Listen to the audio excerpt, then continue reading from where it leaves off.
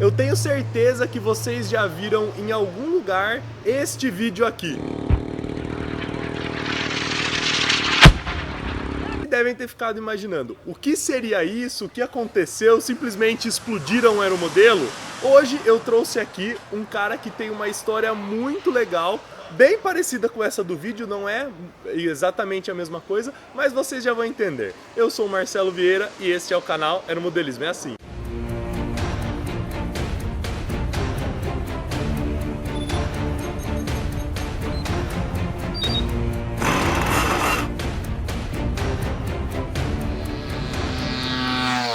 E hoje eu estou aqui com o Gerson Nissola, aeromodelista também, e que vai nos contar uma história muito legal sobre a utilização de aeromodelos pelas Forças Armadas. Primeiro, Nissola, é um prazer estar com você aqui, faz tempo que eu queria gravar esse vídeo com você e finalmente dê certo, né? Então, primeiro aí, conta pro pessoal, quem é você, quem é o Nissola? Meu nome é Gerson Nissola, né? Então eu sou aeromodelista já há mais ou menos pratico aeromodelismo há mais ou menos uns 25 anos, né? A modalidade hoje que eu dou foco, que eu me dedico é a modalidade de escala. E em um determinado momento, eu conversando com o Marcelo e tal, e veio o assunto a respeito do alvo aéreo, né? De como era um...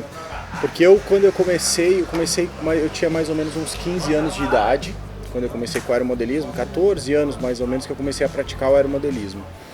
E fui praticando tal, chegou aos 18 anos, eu tive que fazer o alistamento militar, e na minha cidade existe o 3º grupo de artilharia antiaérea. Então é um grupo de canhões antiaéreos, né? Eu acabei servindo, né, me alistando nesse grupamento e fui efetivado. E quando a gente foi fazer lá a seleção de habilidades das pessoas para eles direcionarem quem faria o quê, ou se é motorista, se é isso, se é aquilo, eles descobriram que eu era modelista. E na época não tinha muita gente que voava aeromodelo, não era uma coisa tão difundida que nem é hoje. Era uma coisa que tinha poucas pessoas, não tinha internet ainda e tal, não era uma coisa tão difundida. E aconteceu o quê? Que como eles perceberam que eu era aeromodelista, eles me colocaram no setor, digamos assim, que chama alvo aéreo, dentro do grupamento do 3º GAI. Aí, como é que funciona? Tinha uma seção, né? Então, ali um espaço onde a gente mantinha aeromodelos treinadores, asa alta, que eram uns aeromodelos básicos que se tinha na época, que se dava instrução para oficiais poderem pilotar. Então, na verdade, não se formavam soldados que pudessem pilotar. E eu acabei entrando nessa sessão porque eu já tinha conhecimento anterior. Então eu tive a possibilidade, mas não se colocavam soldados para operar esses equipamentos, porque eram equipamentos também na época que eram caros e tal. Então o que era? Era uma seção que formava sargentos e oficiais, tenentes, sargentos e tenentes, para pilotar os alvos. Então na época, um pouquinho diferente do vídeo aí que o Marcelinho passou, na época não se atirava no aeromodelo, se atirava nos alvos. Então como é que funcionava? Como é que era a operação? Então a gente tinha os aviões asa alta que se dava instrução para os sargentos e tenentes que viessem fazer o curso para aprender a pilotar os aeromodelos. Então eu dava manutenção nesses aviões, mantinha eles em funcionamento e voava auxiliando os instrutores com os aeromodelos. E no dia e a gente daí fazia simulações de alvo, também de carregamento de alvo, para o exercício de tiro real, que aí sim se abatiam os alvos. Então a gente passava o ano inteiro fazendo os exercícios de lançamento de alvo, para chegar no final do ano realmente os canhões atirarem com munição real em cima de uma praia, que depois eu vou explicar mais ou menos o funcionamento.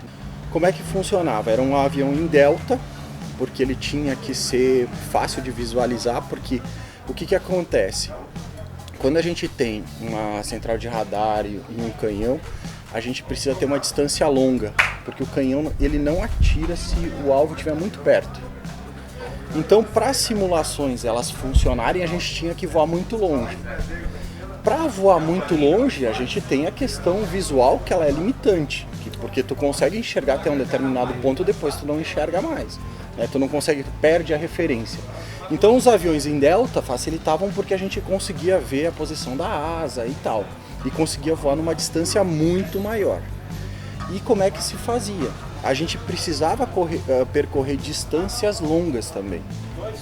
Então, nesses exercícios de simulação se fazia o lançamento do alvo, era um dos exercícios, e o segundo exercício era passar de um piloto para o outro, porque na verdade era um avião, como tinha que cobrir uma distância longa, porque era uma linha de 4 canhões, então a gente, um piloto aeromodelista, um soldado, né, ou enfim, ficava numa ponta da praia, o outro ficava na outra ponta, cada um ficava com um telefonista, né, ou com um rádio, e decolava, puxando o alvo, e era um procedimento que funcionava de que forma? A gente colocava esse avião em delta na cabeceira, ou na ponta da praia, enfim, com uma linha de 100 metros enrolada num carretel. Então como é que funcionava? A linha ficava num carretel toda enrolada, a gente colocava uma ponta presa no avião, que se soltava depois com um servo. Então tu liberava o alvo, caso o alvo fosse abatido ou tivesse algum problema, a gente conseguia na chave liberar esse alvo, alijar ele por qualquer problema, ou quando ele ia abater, porque o canhão ele não explodia.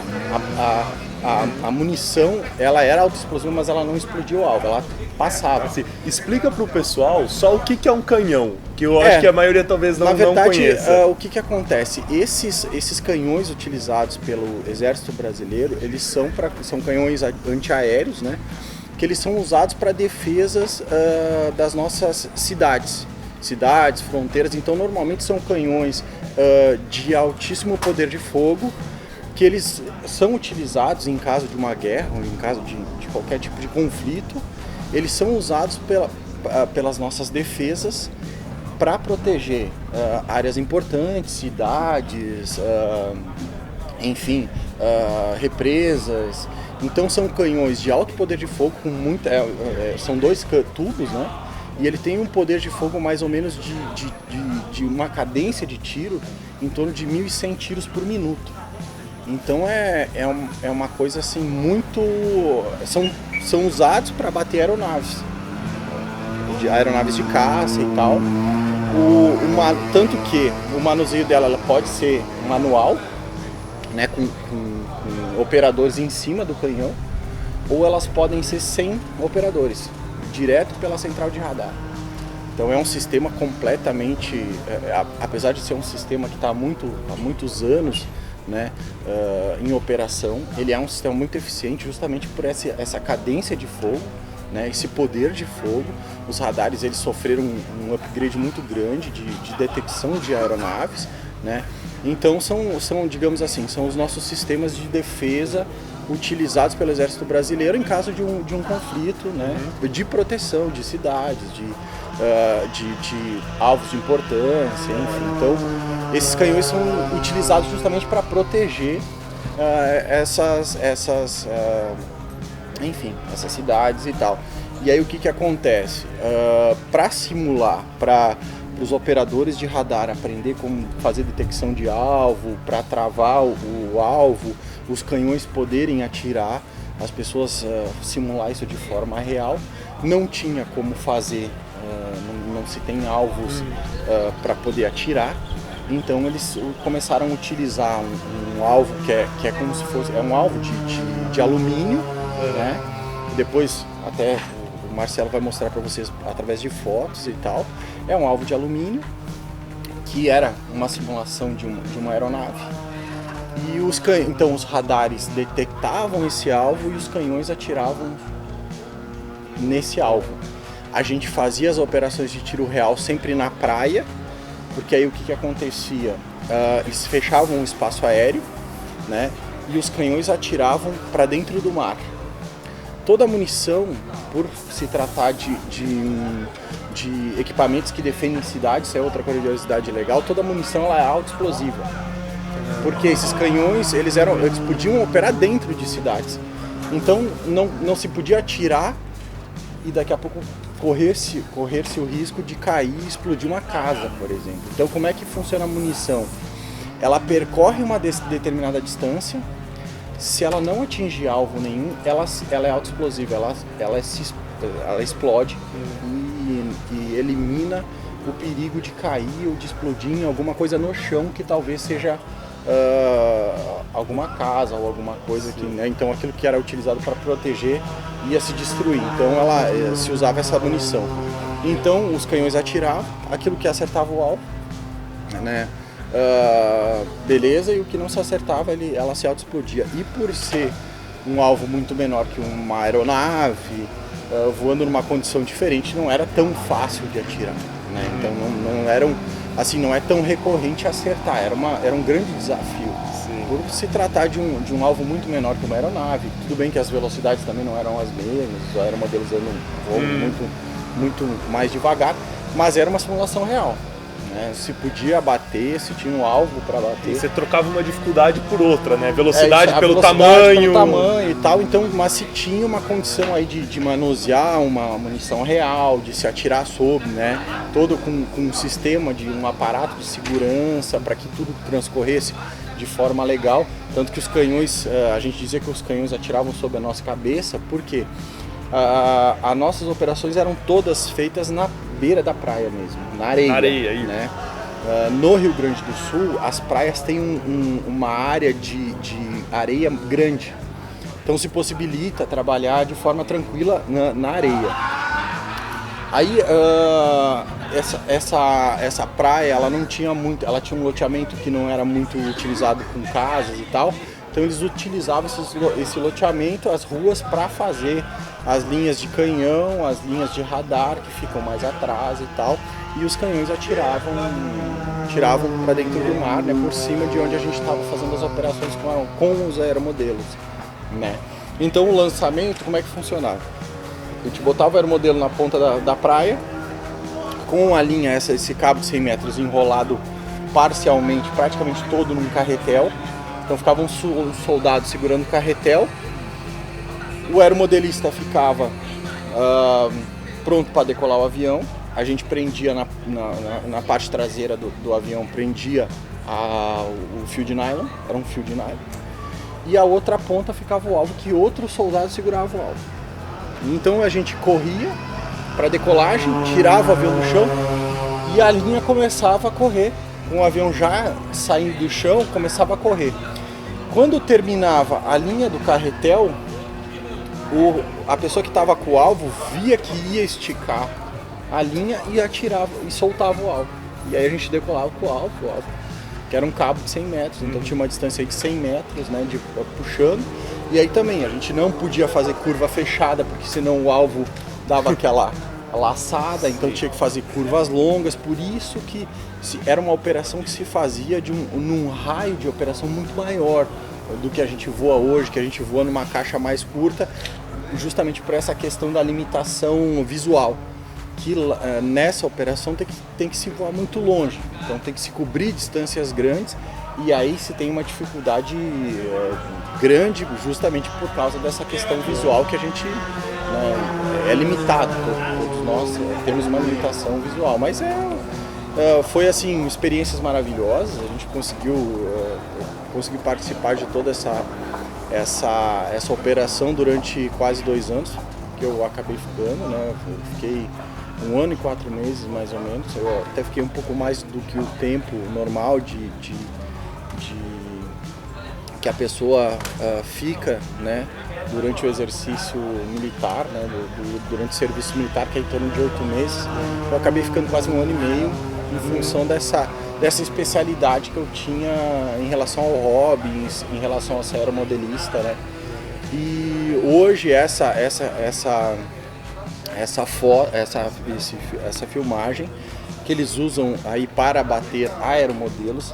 Aí foi o que a gente conversou, que foi com a introdução das baterias de mísseis, né, que hoje o nosso exército conta não só com os canhões antiaéreos, mas hoje conta também com os mísseis antiaéreos, que é uma tecnologia muito mais moderna, enfim, com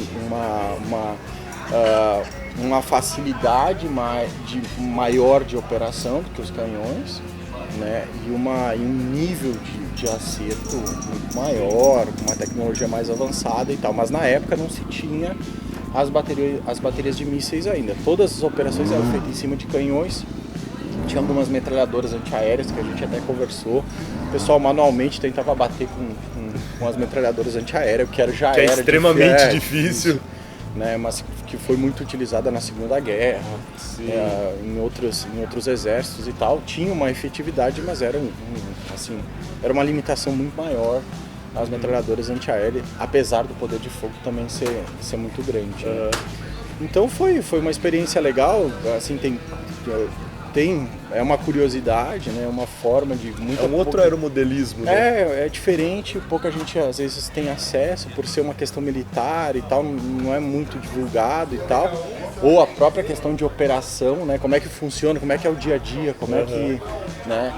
Então é muito bom, é uma forma de aeromodelismo diferente, digamos assim, né? Mas que também presta um enorme serviço justamente para se poder de simular com uma munição real, um exercício real mesmo, em caso de algum, assim, preparar os militares para uma operação real, né?